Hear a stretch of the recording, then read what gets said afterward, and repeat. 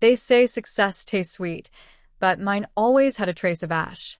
I grew up in a small coastal town, the kind where everyone knew everyone else's failures by heart. My brother, Daniel, and I shared a single room that smelled of salt, damp wood, and our mother's perfume that lingered long after she left. He was 4 years younger, the kind of boy who smiled even when the world didn't deserve it. I used to think he was my anchor. Turns out he was the storm. I worked my way out. Nights studying by candlelight, days cleaning hotel rooms and pretending the guests' lives weren't better than mine. When I got my first offer, a design internship in the city, I thought everything was finally falling into place. I packed my suitcase, the same one I'd used for summer trips to nowhere, and promised Daniel I'd come back for him once I was settled. He hugged me tight. "Don't forget me when you get famous," he laughed. I promised I wouldn't. But fame, or something like it, changes the air you breathe. The city was loud, cruel, alive. I thrived in it. My work got noticed. People started saying my name like it meant something. I sent money home, called every Sunday, and told myself that was enough. Until one Sunday, he didn't answer. When he finally did, 2 days later, his voice was slurred, his laughter strange. "Don't worry, sis," he said. "I just wanted to see how far you'd go before you came back." And that was the first time I realized he didn't want to be saved. The call came 3 nights later, just past midnight. I was sketching designs for a client, the kind that paid well but left your soul hollow, when the phone started buzzing. Unknown number. Normally, I'd ignore it, but something in me froze. "Is this Miss Carter?" The voice was calm. Too calm. "Yes." "Who is this?" "This is Officer Lang from Bayview Police Department. It's about your brother, Daniel." My pencil slipped from my hand. "What happened?" "There was an incident," he said. "You should come." He didn't say what kind of incident. He didn't have to. The silence that followed told me everything. I caught the next morning's train, my hands trembling the whole way. The city skyline blurred into gray fields and tired houses, the kind that seemed to age with every passing mile. I hadn't been home in almost 2 years.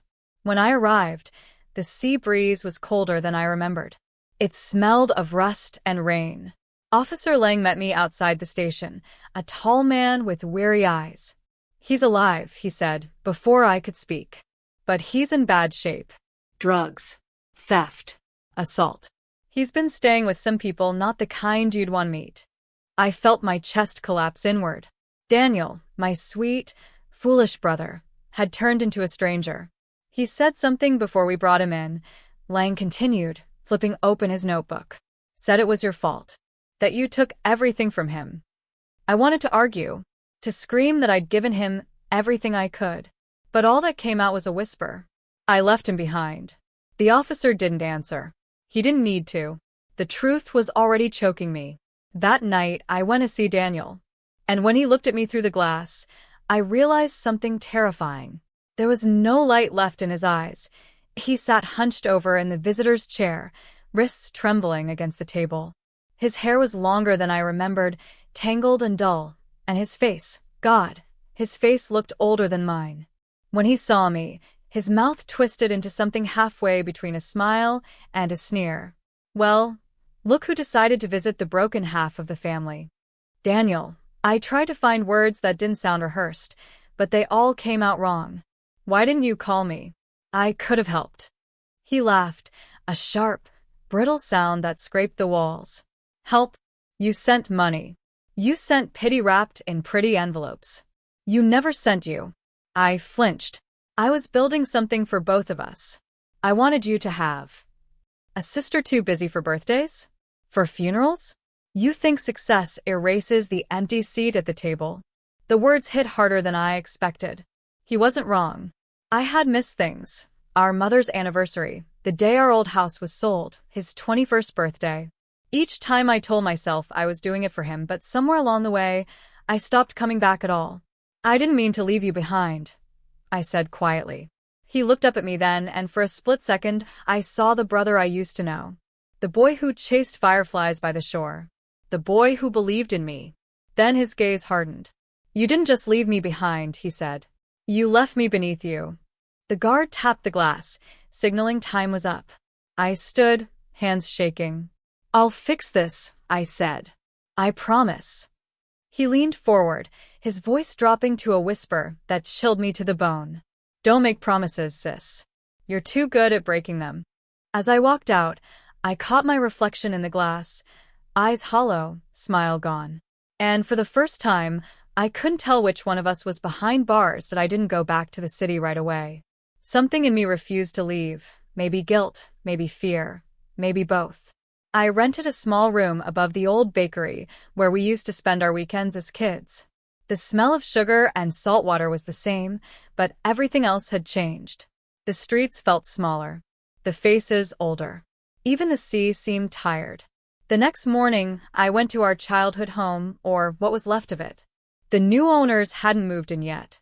The paint had peeled, the porch sagged, and the wind whispered through the cracked window panes like it was still calling our names. Inside, dust blanketed the furniture, and on the wall of what used to be our room, Daniel's childish handwriting still faintly read, "We'll make it. Together." I stood there, tracing the letters with my fingers until they blurred.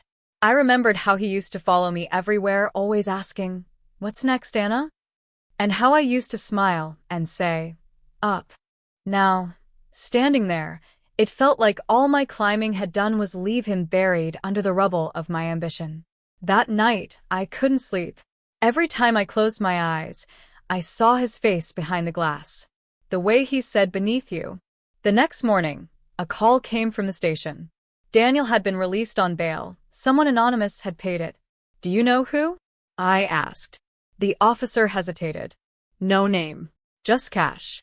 I hung up and looked out the window at the fog rolling in from the harbor. Somewhere out there, my brother was free, angry, lost, and walking in a world I no longer recognized. And for the first time, I was afraid of what he might do next. For 3 days, I didn't hear from him. No calls, no messages, nothing. The town felt heavier with every hour, the air thick with the kind of silence that hides behind curtains. I tried to focus on work from my laptop, sending drafts to clients who had no idea I was living in a dying seaside town with ghosts instead of deadlines. Then, one evening, just as the sun drowned in the horizon, someone knocked on my door. 3 times. Slow. Deliberate. When I opened it, he was there. Daniel. He looked different, cleaner somehow, but not better. His eyes were bright in that way that made you wonder if the light came from fire or madness. He smiled, though it didn't reach his face. "Can I come in, or do I need an appointment?" I stepped aside wordlessly. He walked in like he owned the air. I noticed a scar along his jaw, fresh, red. I didn't ask. "I heard someone bailed you out," I said carefully. "Yeah," he replied, settling into a chair like it was a throne. "Funny thing, huh? Some people just believe in second chances." "You know who it was?"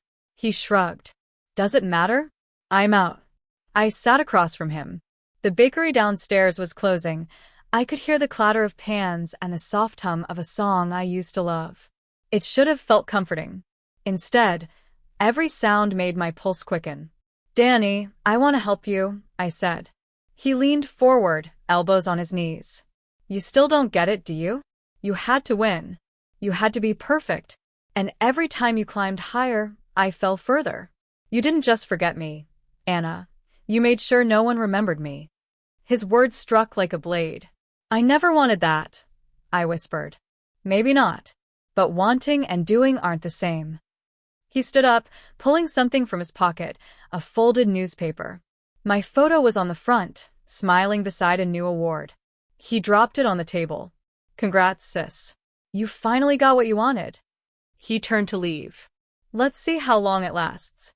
The door closed softly, and in the silence that followed, I realized that wasn't a threat. It was a promise. After that night, I started seeing him everywhere. At first, I told myself it was guilt, the kind that makes ghosts out of memories. But soon it became too real to ignore.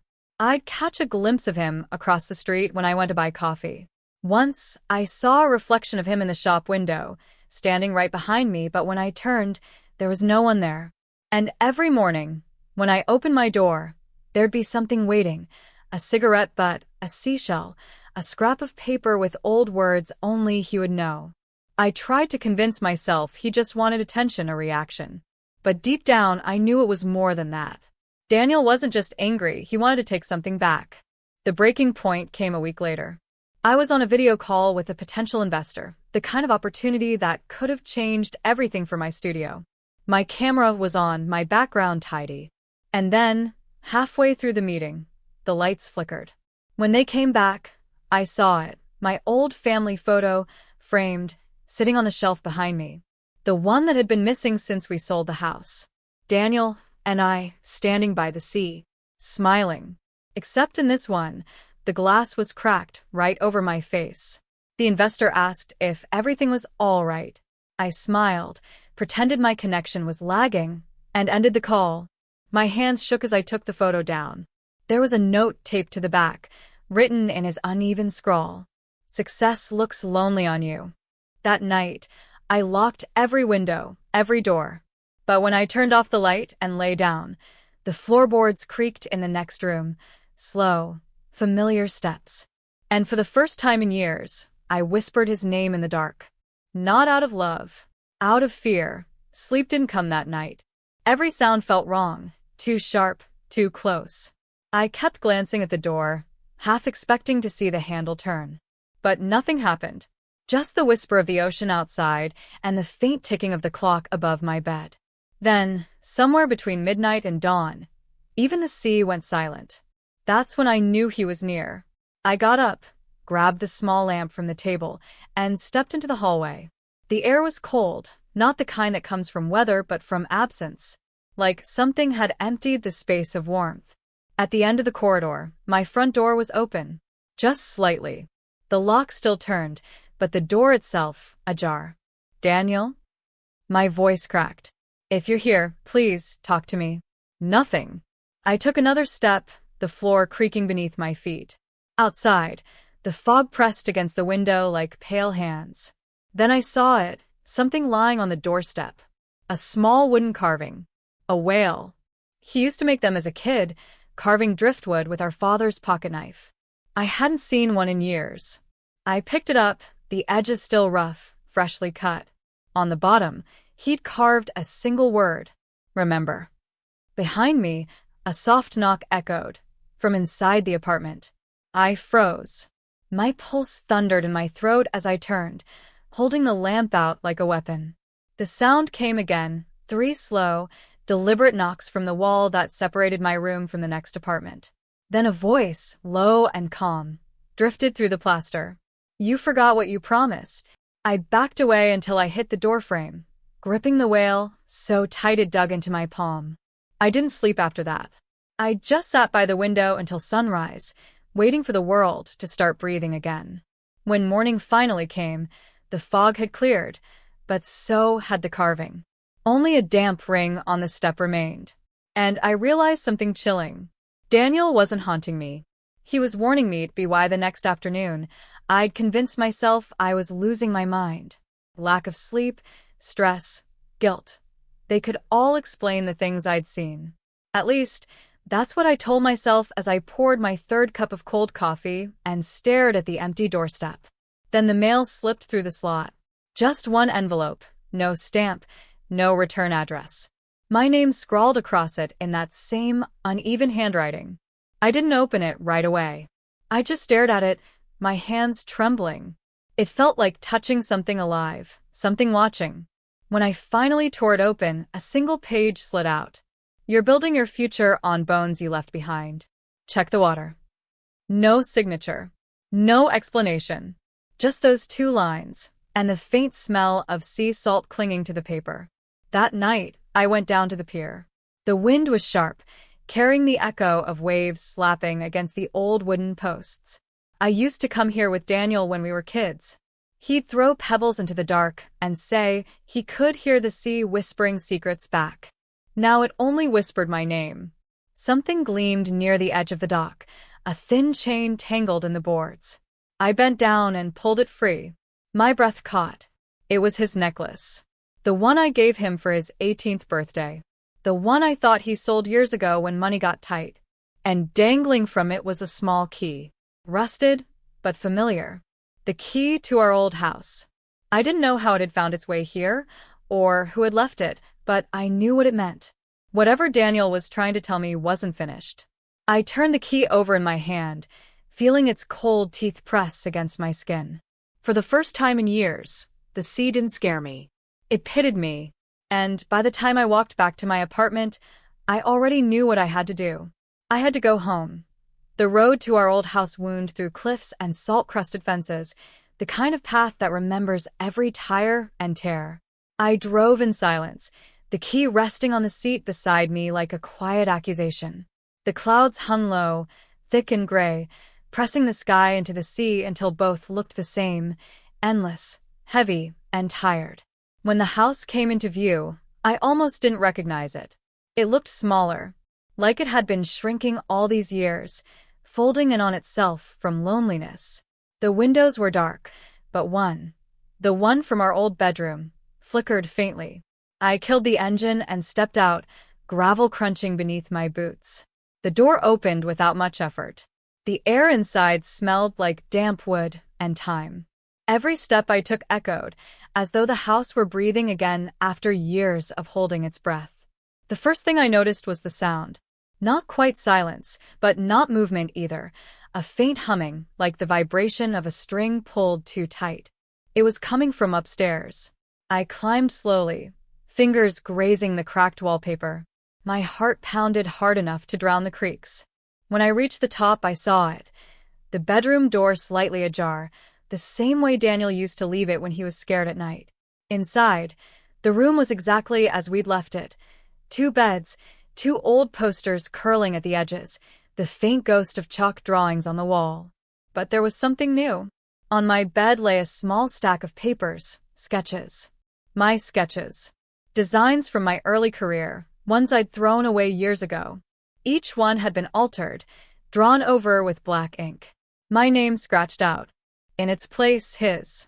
And, at the top of the pile, a note. I can build too. Behind me, a floorboard creaked. I turned sharply, no one. But the air moved, like someone had just stepped aside. My phone buzzed in my pocket, and when I pulled it out, the screen showed a new message from an unknown number. You finally came home. I dropped the sketches. The humming stopped, and for the first time since he'd been released, I realized Daniel wasn't the only one inside this house. The message vanished from my screen before I could even breathe. Just gone, like it had never existed. My pulse pounded in my ears, every instinct screaming at me to leave, but something stronger held me there. The same thing that had always held me there. Guilt. The humming began again. Louder this time, deeper, coming from below. I crouched, pressing my palm against the floorboards. The vibration was faint but steady, pulsing like a heartbeat. I pulled the corner of the old rug aside and found what looked like a small seam, a hatch, hidden beneath years of dust and paint. I hesitated. Then I used the rusted key. It fit. The latch clicked, and a rush of cold air hit me. Stale, wet, the kind of air that hadn't been breathed in years. A narrow wooden staircase descended into darkness. Daniel? I whispered, though I already knew he wouldn't answer. Each step groaned under my weight as I made my way down. The smell grew stronger, salt, rot, and something metallic. When I reached the bottom, I found a small room lit by a single hanging bulb, swaying as if someone had just passed through. On the walls were my photographs, newspaper clippings, awards, every article that had ever mentioned my name, pinned and circled, slashed through with red ink. In the center of the room stood a workbench. On it, another carving, not a whale this time, but a small wooden figure of a woman. My face. And around her feet, dozens of smaller figures, all headless. My hands started to shake. That's when I heard it, the soft shuffle of bare feet behind me. I turned, but the stairs were empty. The bulb flickered once, twice, then went out. In the darkness, a voice whispered from the corner. You took everything above. So I built my own world below. The sound of wood scraping echoed, a blade cutting through something soft. And then, silence. When the light flickered back to life, The carving of me was gone. But the space where it had been was still warm, that I stumbled backward, my breath short and ragged. The walls felt closer now, as if the whole room were leaning in to listen. The bulb above me buzzed, threatening to die again. I couldn't stay. Not here, not surrounded by the pieces of my own life turned into warnings. I turned for the stairs, but something caught my eye, a glint from the far corner. There, half hidden beneath a torn sheet, stood an easel. I pulled the cloth away and froze. It was a painting, a portrait of me, but not the woman I was. The face was pale, eyes hollow, mouth sewn shut with what looked like black thread. My reflection in oil, silent, suffocating, and painted over the bottom edge, in bold, jagged letters. You always wanted to be seen. I reached out, I don't know why, and my fingers brushed the surface. The paint wasn't dry. It was fresh. Footsteps above me creaked. Slow. Measured. I held my breath. Daniel? I whispered. No answer. Only the whisper of movement shifting toward the stairs. The floor above groaned under weight. Dust rained down around me. I grabbed the rusted key, still warm in my pocket, and climbed quickly, the old wood moaning beneath each step.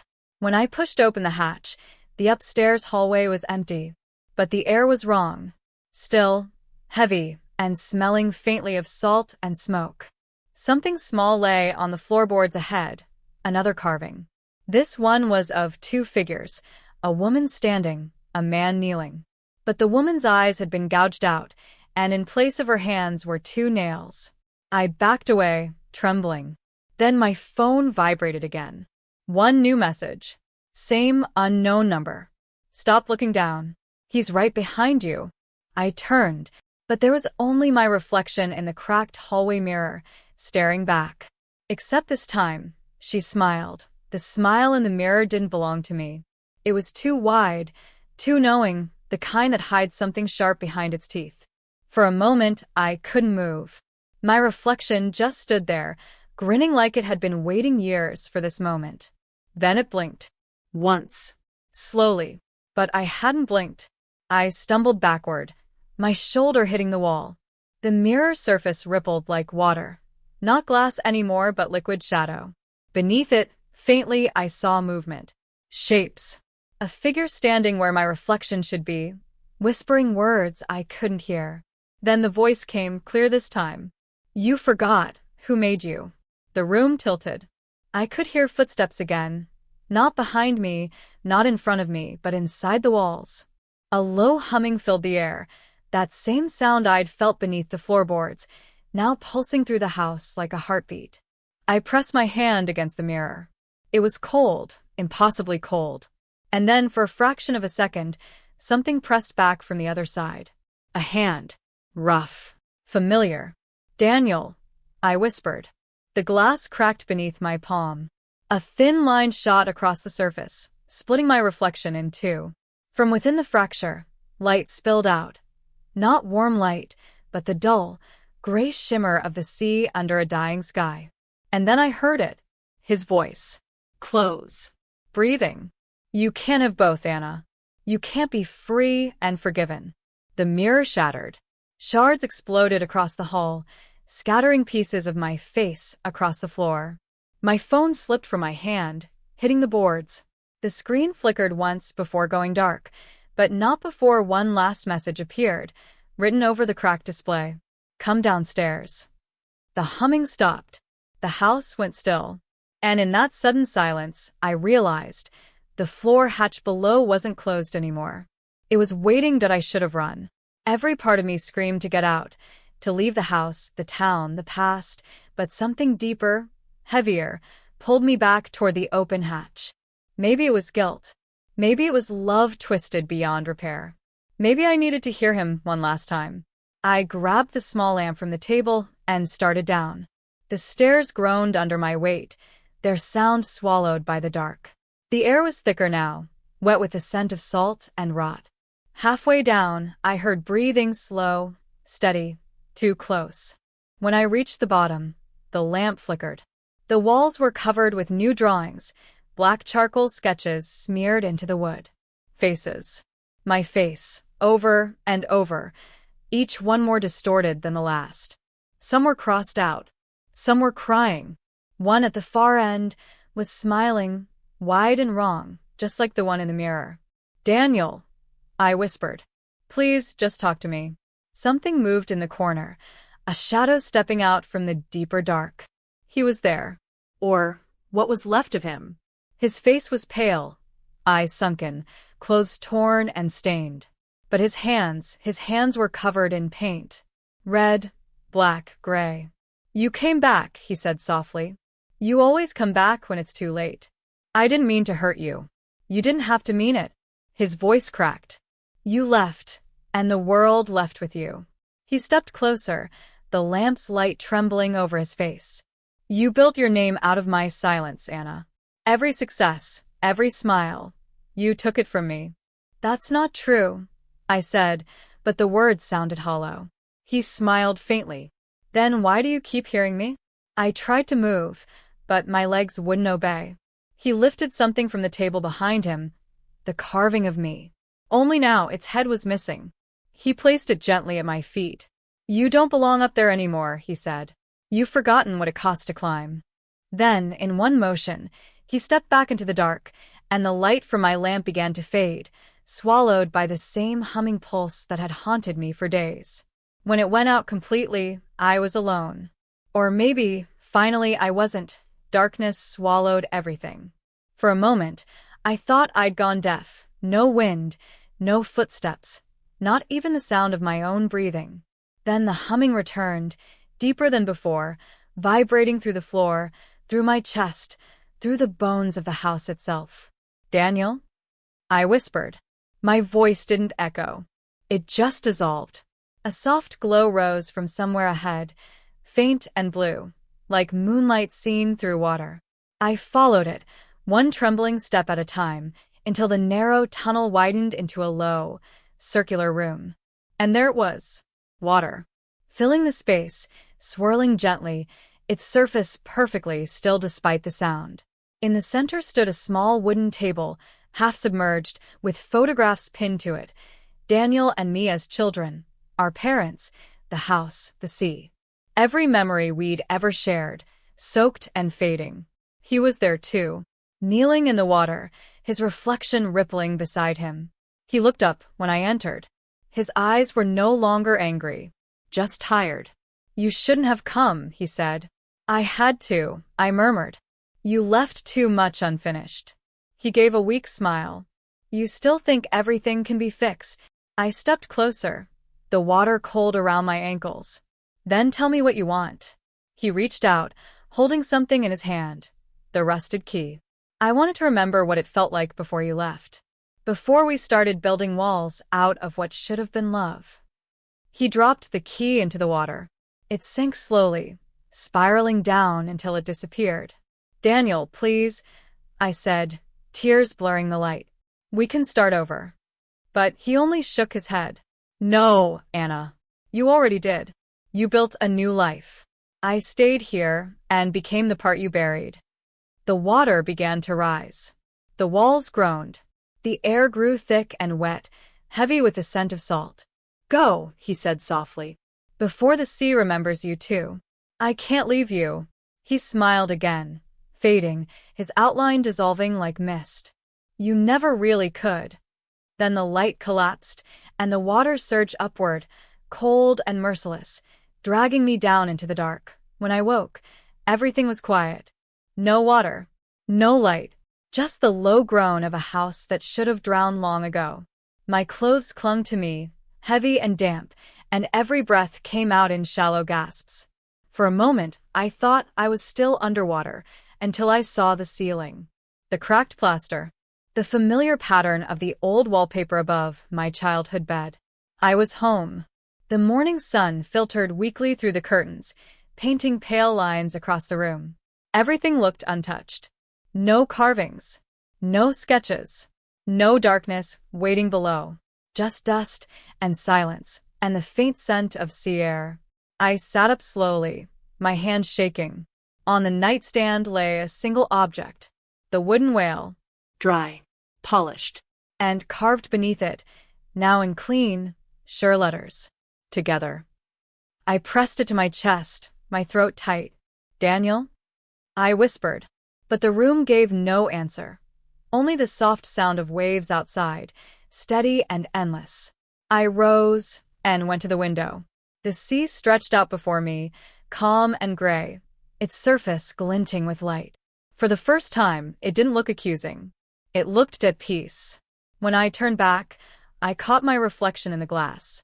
For a heartbeat, I swore I saw him standing behind me, younger, smiling, alive. Then the image faded. Only me remained. I left the house that morning, locking the door behind me even though I knew it wouldn't matter. Some doors stay open in ways locks can't touch. As I walked toward the cliffs, I felt the weight of all I'd built, the city, the success, the distance, start to crumble in my chest. Not from loss, but from understanding. He hadn't ruined my life. He had anchored it, forced me to see the cost of rising without looking back. When I reached the edge, I looked out at the horizon and whispered one last promise. I won't forget again. The wind caught my words and carried them out to sea. And though I never saw Daniel after that day, sometimes, when the world is quiet enough, I still hear him humming beneath the tide. The same tune we used to sing as children. The one that always ended the same way. We'll make it. Together.